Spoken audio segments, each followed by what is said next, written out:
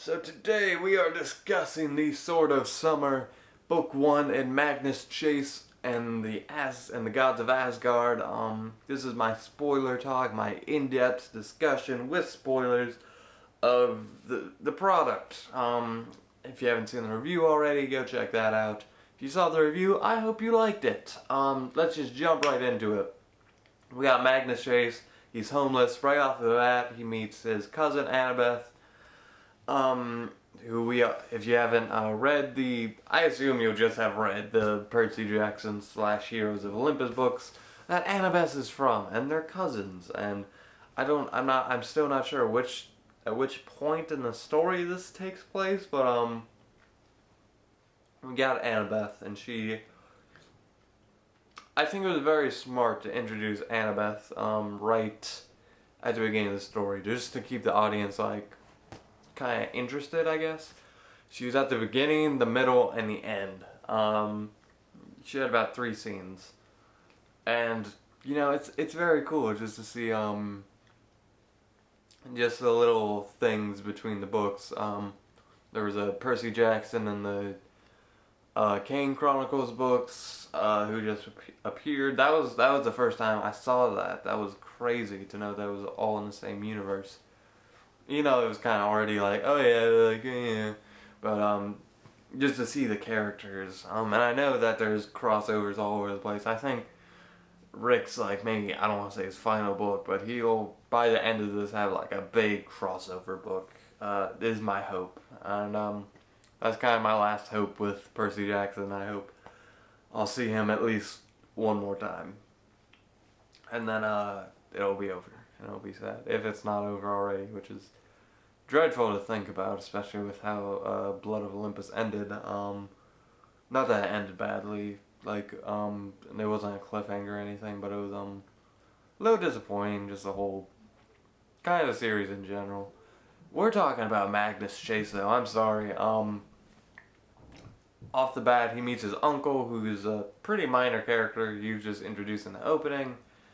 Turns out his uncle is working with Loki. That was pretty, he's basically kind of a bad guy. Well, not a bad guy, but a controlled character. He'll probably switch over in the end. I'm very interested to see where that goes in the Sword of Summer. That'll be fire. Speaking of fire, I'm forgetting his name, but why am I forgetting his name? The guy Magnus fought on the bridge. The second biggest bad guy, started with an S, I think. It was Surette or something, I don't know. I'm thinking of Set from Kane Chronicles. So yeah, they fought. He got the Sword of Summer, which was just a cool sword at the beginning, but by the end it was his own other thing. He fought him, he died. Which was, pretty fucking, oh god, you just died. But he went to Valhalla, which I believe is how you pronounce it, which is where these certain people go, to one of the 9 worlds. He's basically just kind of this eternal warrior who's gonna keep fighting until Ragnarok. And, that'll be pretty hype, Ragnarok. Which was delayed in the end, yay! It didn't happen. And so I'm interested to see are we not worrying about Ragnarok now? It's a focus on Thor's hammer, because of the name of the next book. We'll figure all that out. We'll get to Thor too. I love Valhalla. I already liked this series a little more than Kane Chronicles, which I didn't love all that much. At least the first book didn't really keep my interest, but it did by the end. But that's not the point. Valhalla, I fucking loved it. I love the characters there. I love just immortal, this group of immortal teenagers, and they just fight each other every day. And they have their own rooms that are built for them. They have hallmates. They have they die and then they come back later the day. It's a great concept. I love it. I hope we get more of that. Just a lot more. I think Percy Jackson needed more Camp Half-Blood. Just more time in the home base, just to boost the characters and get more fun time. Before we go on our adventures, so let's get to the adventure. We got the talking head guy who is basically instructing Hearth and why am I forgetting his name now? Blitzen. And he kind of just got, shooed away in the ending. Odin was like, "Oh, you don't work for him anymore." So that was cool. Nice to know Odin can basically do everything. He's another Zeus. The adventure, I'll just probably get some highlights. One of my favorite parts was Blitzen, his little arc where he fought in the craft tournament thing. That was amazing.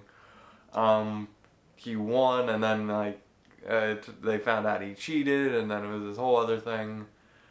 I love Blitzen's little arc there. Sam, she had that thing with the dude at the mall, which just teenagers, like, in a present day setting, engaged, like, by forced marriage, that seems a little stretched. I'm not saying it couldn't happen, but it's just like, that's not very, relatable, realistic. But I do love Sam, and she's this daughter of Loki. She's a shapeshifter, but she won't shapeshift unless she has to. God damn it! And she shapeshifted like 3 times in the book. So and the more she does it, the more she turns into Loki. That's pretty low key. Yeah, and I love the joke he made about that. There was some good humor in this book. It's either hit or miss between cringiness and the little, oh my god, that's so cheesy, to like, oh, that's funny. And sometimes it's like, yeah, whatever. Yeah, so I also heard his sign language and Thor being like, yeah, that's it, elf. And he's like, God, this fucking dude is crazy. And he's like, that's the spirit. We can talk about Thor. I thought Thor would be a little bit different. I really did. I love the fact that they mentioned the Thor Marvel movies. I love just how Thor acted like he was this total dick who watches a bunch of TV shows. And talks about Breaking Bad and Arrow and shit, but that's whatever.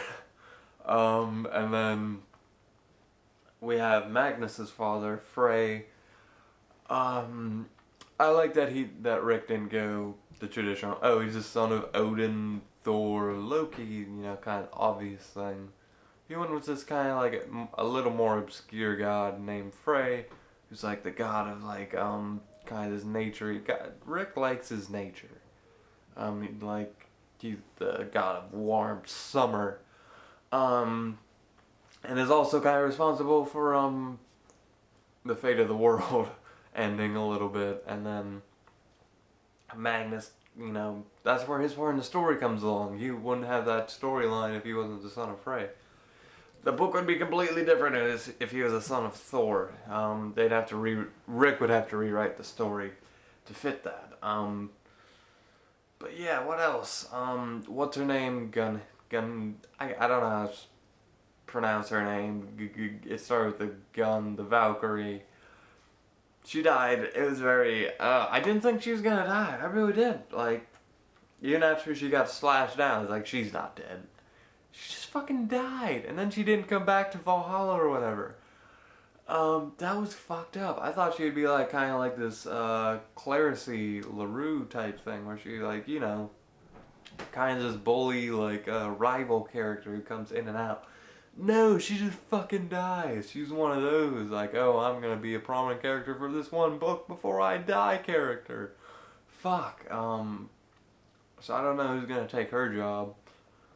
Sam kind of, like, the ending for this, like, it was almost like as if the end of the series, Odin basically gave them all the things they wanted, like, and usually that's usually what happens, but not till, like, the end of the book.